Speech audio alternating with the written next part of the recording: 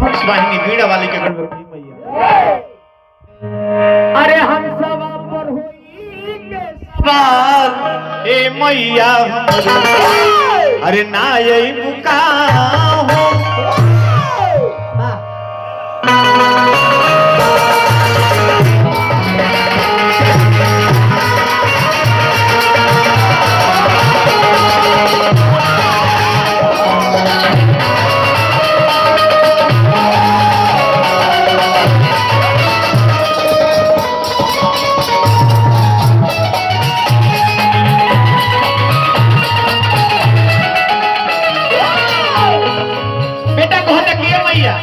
दुआरी पर आके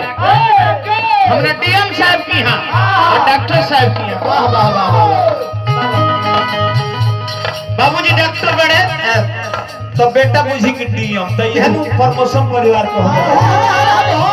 कहाँ गए डॉक्टर साहब हम सब पर